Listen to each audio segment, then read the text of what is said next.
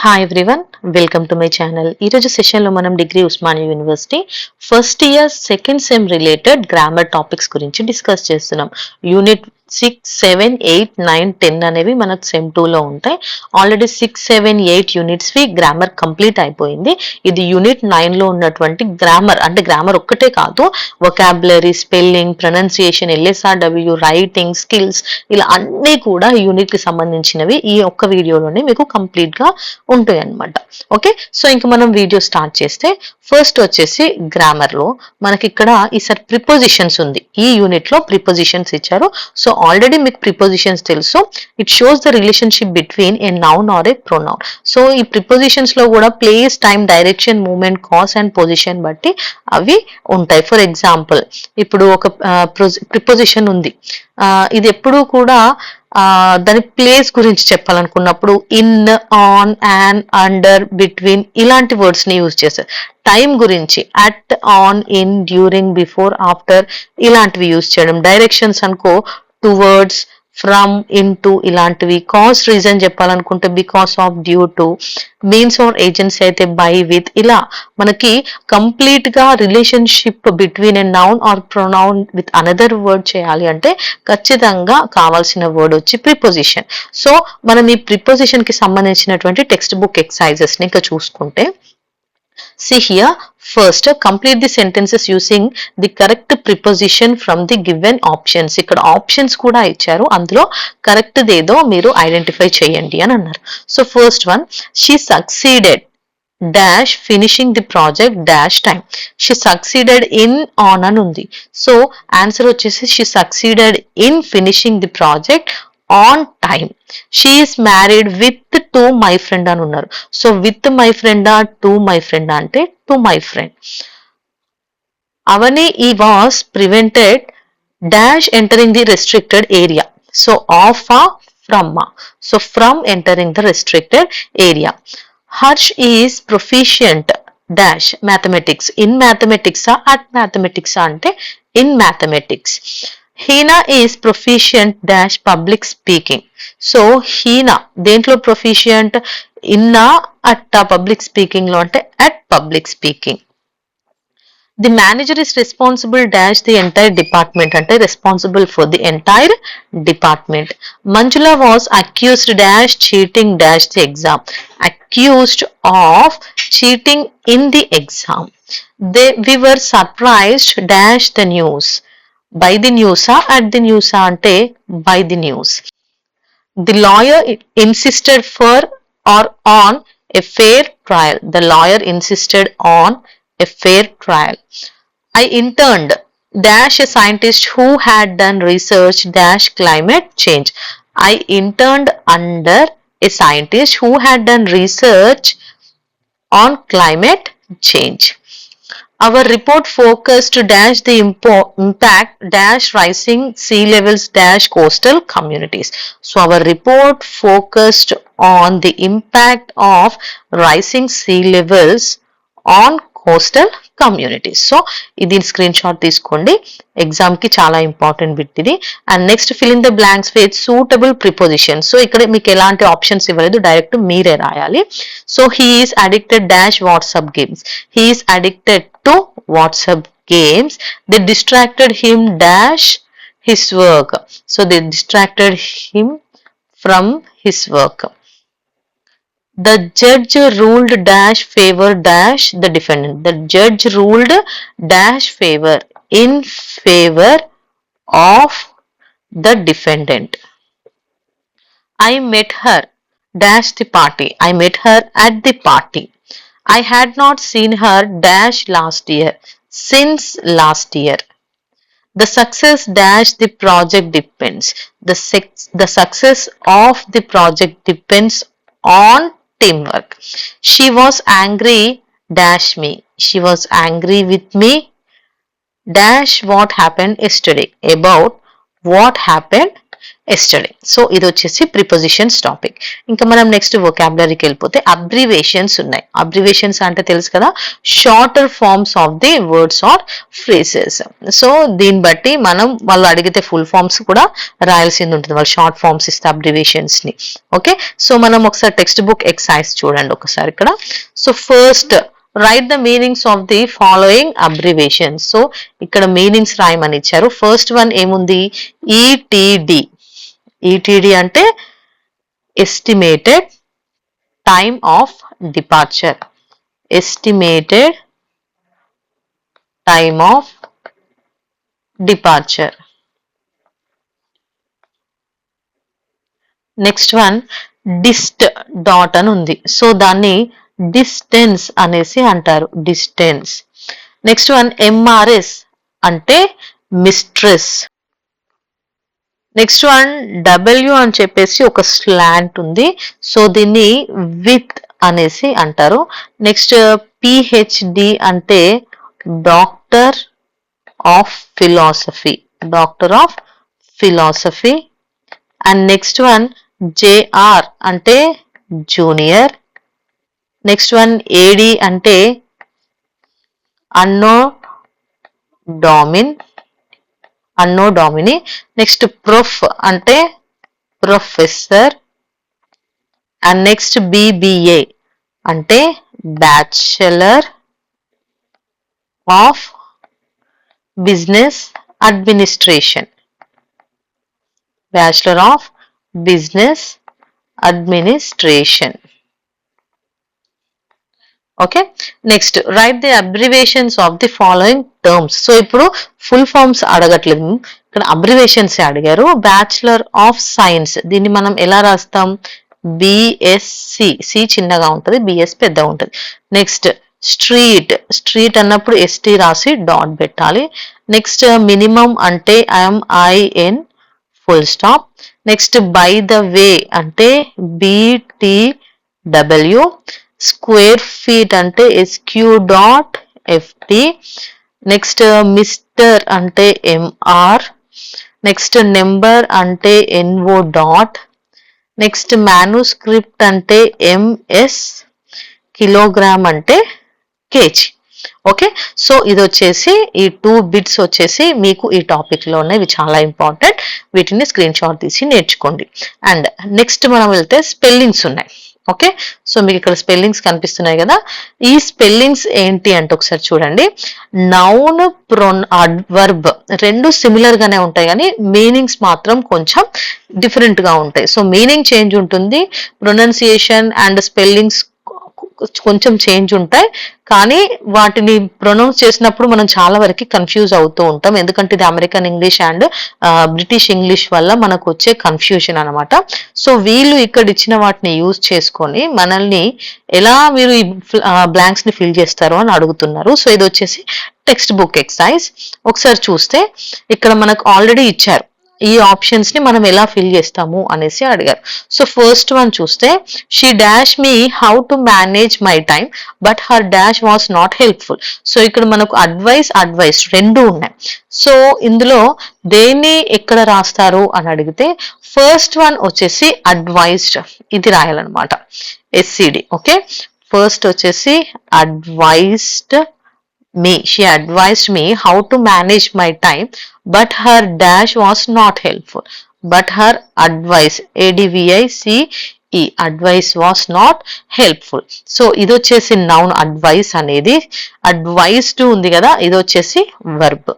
Next one, I have guitar today dash I dash every other day. So I have guitar today dash అంటే ఇక్కడ మనకి ఈ practice or practised words ని use చేసుకోవాలి.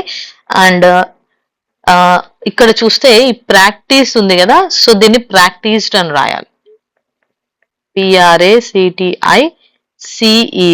Practised, ఇది noun. I dash every other day, I practice, PRACTISE అనేది verb అన్నమాట. This is quite a small dash but it dash a large family. So ఇక్కడ ఏది కరెక్ట్ యూస్ అవుతుంది అంటే house. Okay, ఈ హౌస్ చూడండి, ఈ హౌస్ రెండు కూడా సేమ్ స్పెల్లింగ్స్ ఉన్నాయి. సో ఈ హౌస్ ని మనం వర్బ్ లా యూస్ చేసుకోవచ్చు, నౌన్ లా కూడా యూస్ చేసుకోవచ్చు. So if you see here first, this is quite a small house, HOUC, but it dash a large family అంటే houses, HOUSES, houses a large family. They dash their loss for month, their dash was too much bare. So ఇక్కడ వచ్చేసి దీనికి grieve are grief అనేది main. So దీనికి first one వచ్చేసి grieved, GRIEVED, grieved, they grieved their loss for months. So their grief, GRIEF, grief was too much to bear. Next one, the sage made a dash, he dashed the birth of a new king. So prophecy అంటే ఇక్కడ ఉంది చూసారా ఇది. So ఇది వచ్చేసి the made a prophecy, prophecy, he dashed the birth of the new king అంటే prophesied, ఇక్కడ రాస్తున్నాను PROPHESIED, prophesied. Make your dash quickly but dash wisely.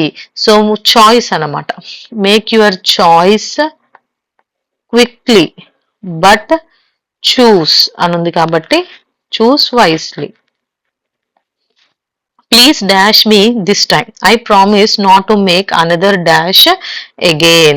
So please excuse, okay, please excuse me this time, excuse me this time, I promise not to make another excuse again.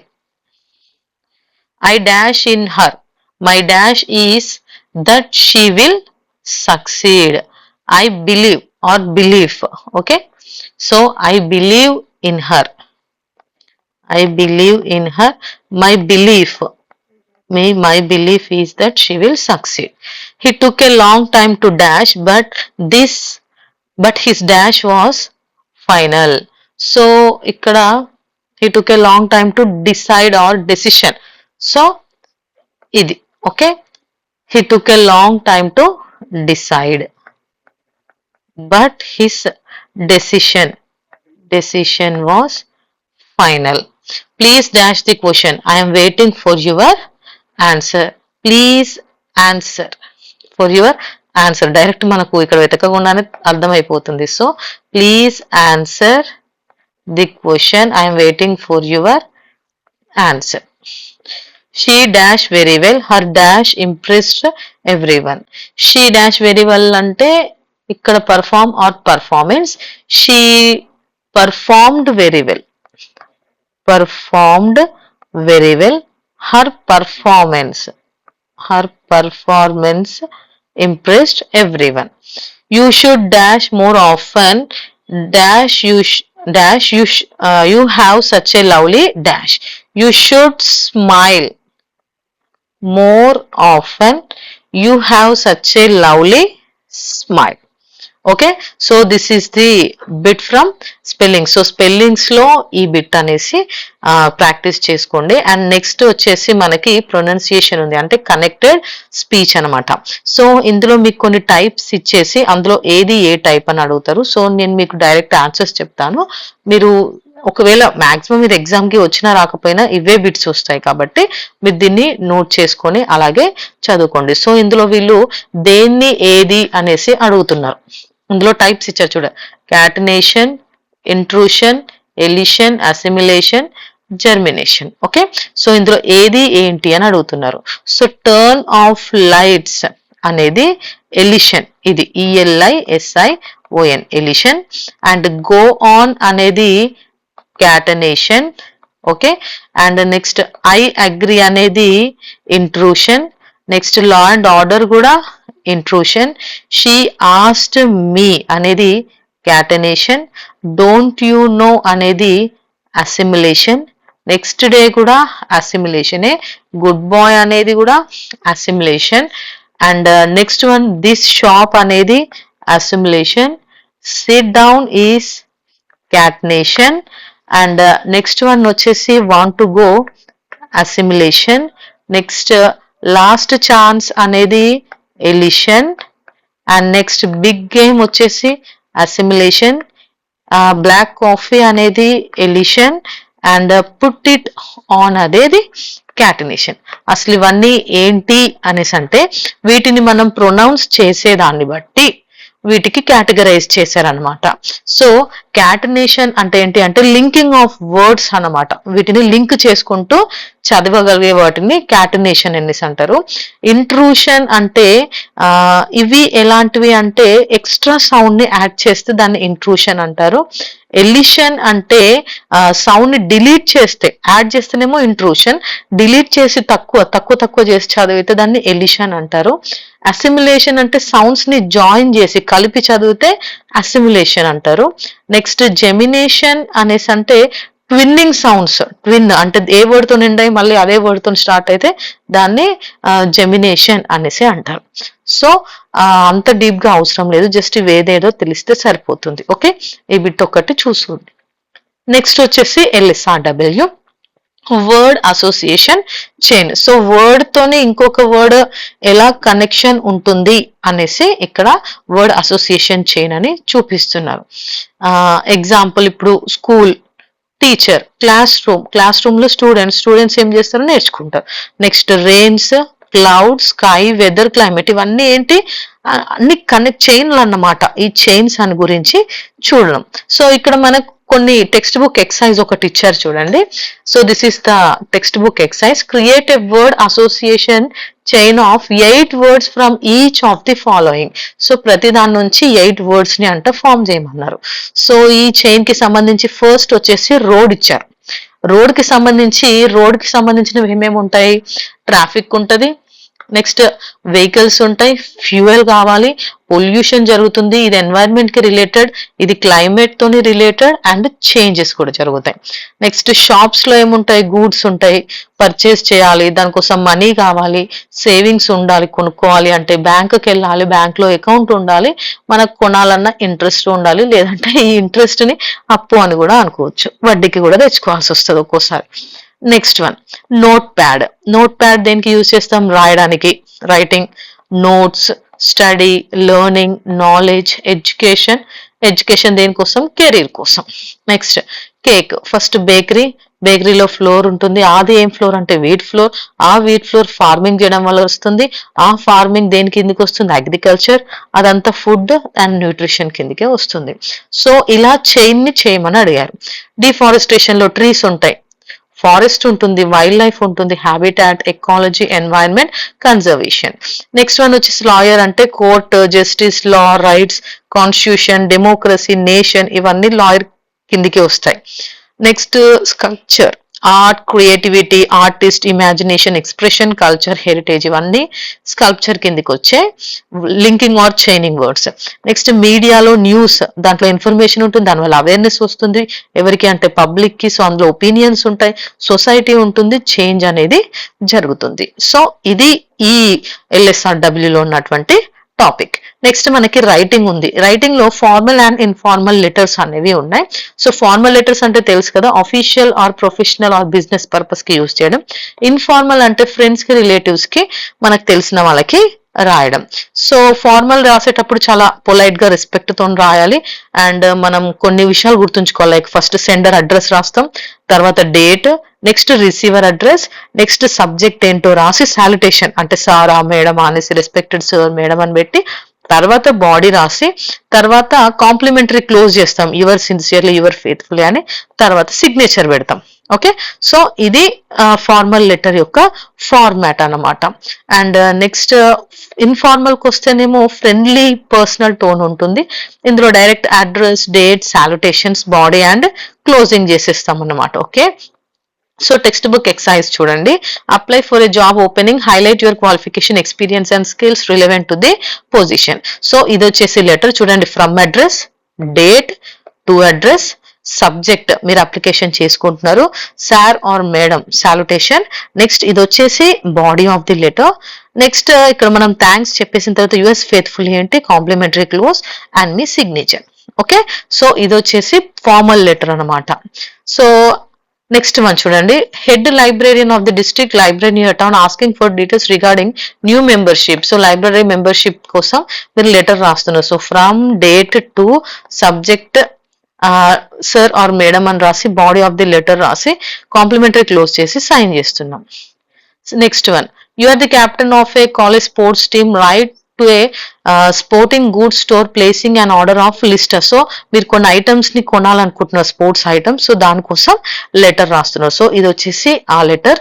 And next, right A complaint to the company expressing dissatisfaction with their product or service, describe the issue, provide evidence and request a resolution. మీరు ఒక product తీసుకున్నారు, మీరు అస్సలు satisfy అవ్వలేదు, so మీరు complaint చేస్తూ letter అనేది రాస్తున్నారు. అండ్ నెక్స్ట్ ఇవి వచ్చేసి ఫార్మల్ లెటర్స్. ఇన్ఫార్మల్ చూస్తే, invite a friend relative to the social event such as birthday party or wedding. ఒక బర్త్డేకి కానీ వెడ్డింగ్ కానీ ఇన్వైట్ చేసుకుంటూ మీ ఫ్రెండ్ కి రాయడం, డైరెక్ట్ ప్లేస్ డేట్ డియర్ అని చెప్పేసి రాసేసి మీరు ఏం చెప్పాలనుకుంటున్నారో చెప్పి లాస్ట్ కి విత్ లవ్ అని పెట్టేసి మీరు సైన్ చేస్తే అయిపోతుంది. Next, express your concern for and offer support to a friend or relative who is ill or recovering from an injury. So ఒక ఇంజరీ జరిగినటువంటి లేదంటే హెల్త్ బాగాలేని మీ ఫ్రెండ్ కి లెటర్ రాస్తున్నారు, లేదంటే రిలేటివ్ కి లెటర్ రాస్తున్నారు, సో మీ కన్సర్న్ చెప్పుకుంటూ. నెక్స్ట్ వన్ వచ్చేసి, write to a friend or relative about your experience during a recent vacation. మీరు ఒక వెకేషన్ కి వెళ్ళారు, మీ ఎక్స్పీరియన్స్ ఎలా ఉంది అని చెప్పి మీ ఫ్రెండ్ కి లెటర్ రాయడం. ఓకే, అది వచ్చేసి లెటర్ రైటింగ్ టాపిక్. నెక్స్ట్ వచ్చేసి స్కిల్స్, డెసిషన్ మేకింగ్. ఒక డెసిషన్ తీసుకోవాలి అనుకున్నప్పుడు మీరు ఎలా తీసుకుంటారు ఆ ప్రాసెస్ ని అనేసి ఇక్కడ అడుగుతున్నారు. సో ఎప్పుడు కూడా మనకి క్లియర్ గా ఐడెంటిఫై చేయాలి ప్రాబ్లం ఏంటి అని, కరెక్ట్ ఇన్ఫర్మేషన్ ఉండాలి, ఇంకేమైనా ఆల్టర్నేట్ ఛాన్సెస్ ఉన్నాయా, దాంట్లో ప్రాస్ ఏంటి కాన్స్ ఏంటి అని చూసుకొని short term long term consequences calm గా ఆలోచించి మనం డెసిషన్ అనేది తీసుకోవాలి. సో ఎక్సర్సైజెస్ లోకి చూస్తే, what are the key elements of effective decision making and what are some strategies to improve decision making. Decision making తీసుకోవాలంటే మనకి ఎలాంటి కీ ఎలిమెంట్స్ కావాలి అనేసి అడుగుతున్నారు. సో ఇవన్నీ కూడా చాలా ఇంపార్టెంట్ ఎలిమెంట్స్ అనమాట. Next, imagine you are faced with a decision that involves conflicting values or priorities. How would you approach this decision and what factors would you consider? Use a hypothetical example to illustrate your thoughts process. So మీరు ఎప్పుడైతే మీ priorities కానీ values కి సంబంధించినటువంటి conflicts లో ఉన్నారో అలాంటి టైంలో ఎలాంటి డెసిషన్స్ తీసుకుంటారు అని చెప్పి అడుగుతున్నారు. Next one, imagine you are part of a team tasked with making a decision that affects multiple stakeholders. How would you ensure that the decision making process is fair, transparent and effective? What strategies would you use to build consequences and manage conflicts? So నువ్వు ఒక decision making తీసుకునే place లో ఉన్నావు, చాలా మంది stake holders ఉన్నారు, so నువ్వు ఎలాంటి డెసిషన్ తీసుకొని అందరికీ ఎలాంటి ఇబ్బంది కాకుండా చూసుకుంటాం. Next, describe a situation where you have to balance short term and long term goals making the decision. How did you prioritize these goals and what was the outcome? What did you learn from this experience? So మీకు decision long term కానీ short term goal కి సంబంధించిన decisions తీసుకునేటప్పుడు మీరు ఆ outcome కి సంబంధించి ఎలా ఉంటుంది, మీరు ఎలాంటి ఎక్స్పీరియన్స్ అక్కడ నేర్చుకున్నారు అని చెప్పి ఈ సిచ్యువేషన్ ని బట్టి మీరు ఓన్ గా రాయాలి. ఓకే, సో ఇది వచ్చేసి మీ స్కిల్ కి సంబంధించినటువంటి టాపిక్. సో దీంతో యూనిట్ 9 అనేది కంప్లీట్ అయిపోయింది. మనం నెక్స్ట్ యూనిట్ వీడియోతోని మళ్ళీ కలుద్దాం. Until then watch my videos. Bye by.